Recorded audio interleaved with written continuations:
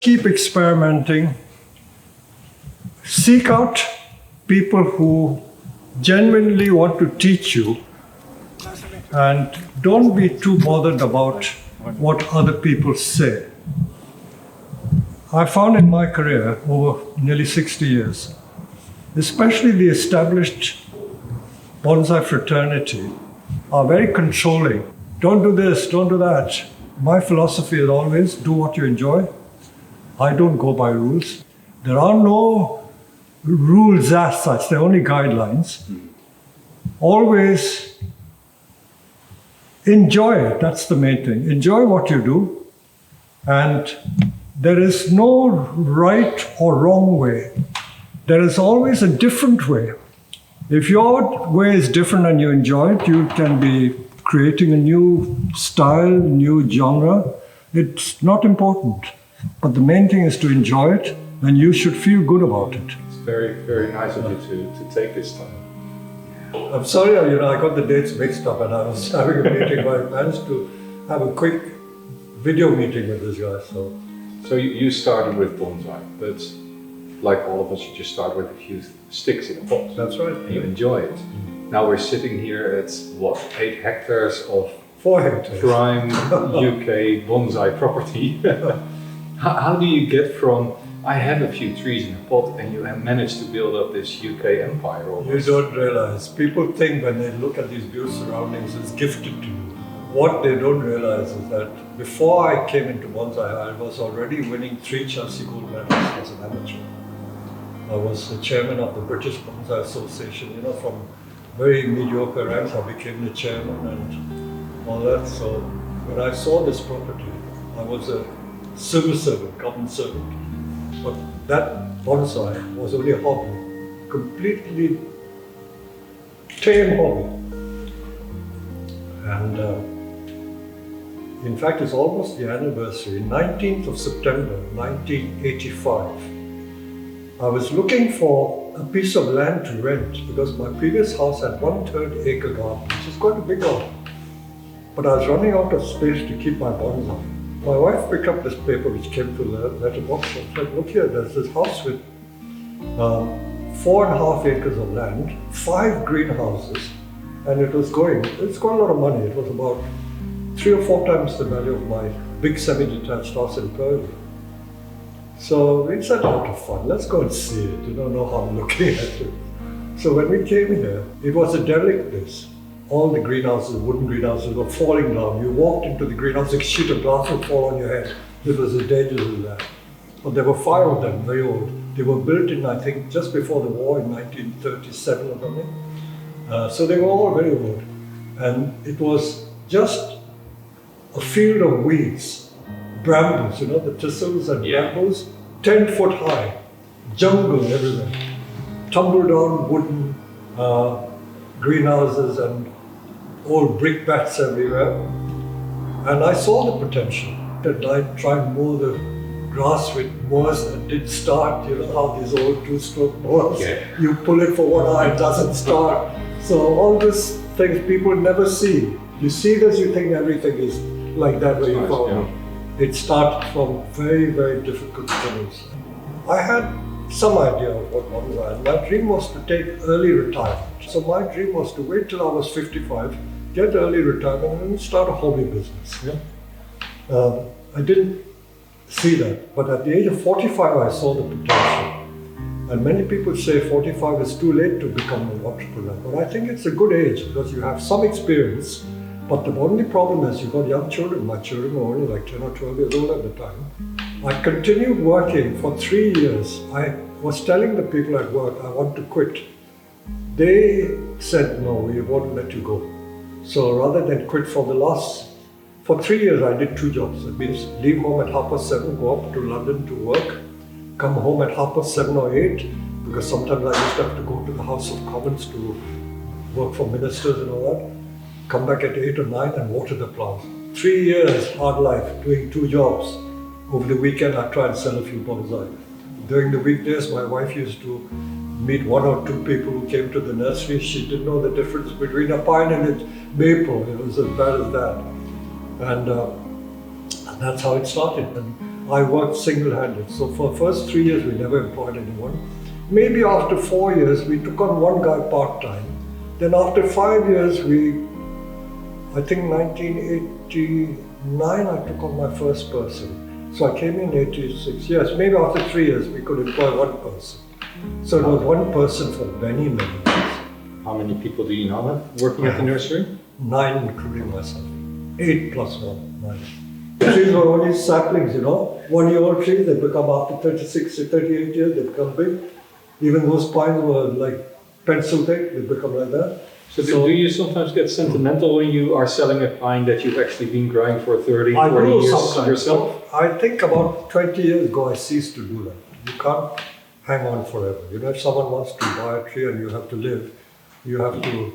In the end it is a business, right? Yeah.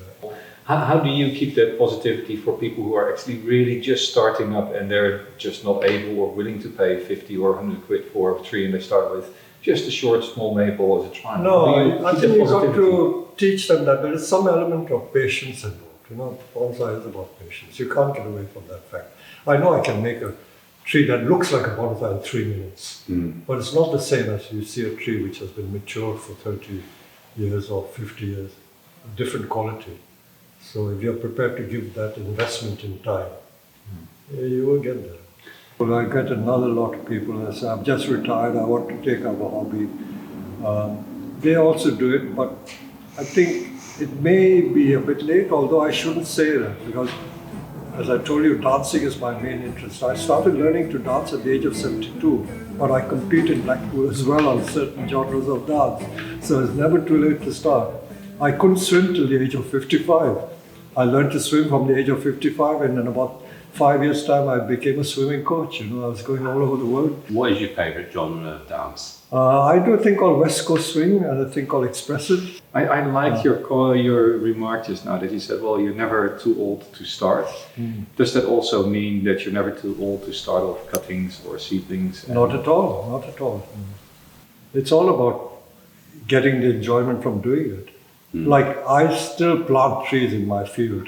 I know that I will never see the end of it, because like last year we dug up about 40 big yews with thick trunks. You may have seen I saw that, yes. You go in the field, you see the trunks are about 8 to 12 inch diameter. I will never see the end of it. Already 1 or 2 people have bought them to start doing a bonsai. Do you ship to mainland Europe? It's difficult after Brexit. Brexit is the worst thing that ever happened. I lost about 15 or 20% of my business because of Brexit. Yeah, I think you lost just one customer who might have been interested in a very big yew.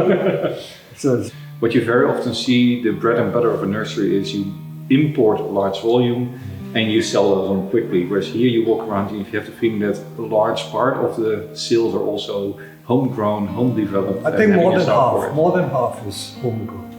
More than half. So that means you have, well, you said 8 hectares of space. No, 4 hectares. 8 acres. That's. I will show you. How do you manage that just in time to keep track of it? In the old days, it's only myself and one other person, but now we have. In the summer, it takes 3 people to water the nursery.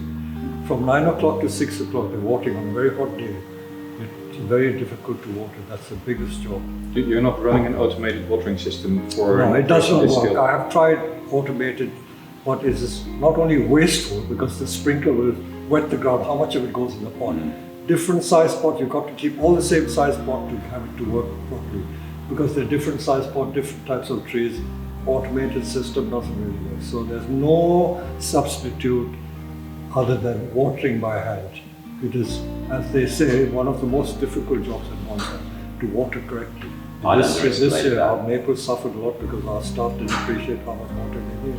Is it frustrating, do you find, that you're not able perhaps, and I'm assuming something, It is a bit, to put in and watch others? Yeah, it is frustrating because I still do. I still sweep the floor. I'm very proud of that. I've seen it on A video. lot of people say, why do you have to sweep the floor? You've got people who work for you, but that's not the mentality. Even in Japan, the boss sweeps the floor. It sets an example. One of the most influential videos for me, and you've done so much wonderful stuff, was showing how easy it is to prune Satsuki azaleas. And you took away, for me, you took away the fear and all the rule books and everything. You said, look, just do this, and then it'll come back. And I did one of my early YouTube videos was, I think it was pruning Satsuki like Peter Chan. And I then came back to 3 months and said, see, It works exactly like he says. And I know it sounds silly, but thank you. Oh, I'm always touched by it because I don't want to boast, but I have so many messages people have had, you know, all sorts of emotional problems, psychological problems. I have found that the biggest problem in anyone's life, not just in bonsai, but in all aspects of life, is the ego. If one can learn to forget about ego, forget about your pride or whatever, just do your own thing, and then you will be at peace with yourself. Being at peace with yourself is most important. A lot of people talk in bonsai about bonsai being peaceful and this and that. But what do they actually mean? You know, do they actually mean it? You got to really feel it, you know. Unless you feel it, you won't be able to really enjoy bonsai. I have distanced myself from the formal bonsai groups.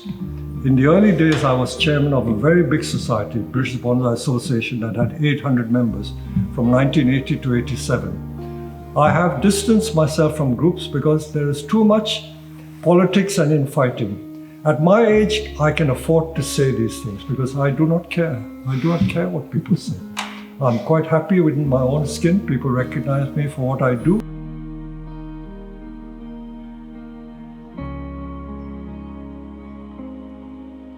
In the last few years, when I've come rid of all these competitions and all, I find I'm so much more relaxed, happy with myself. I now see myself through YouTube. I've realized that I have this very special talent or gift, which maybe from the Almighty has given me, that I can communicate my subject very easily and very well, which people find easy to follow. And because of it, I see my mission in life now to be able to give people immense joy and pleasure from doing this sort of thing. Nothing else. And that is my mission in life. Not to make good trees or sell big trees. I make simple trees, which people can relate to. They get so much pleasure. And this is what true bonsai should be about. And my advice is, do your own thing, seek out good people, genuine people, and don't be too bothered about these things. The main thing is enjoyment, it's about beauty, and it's about spirit. So, now have a look.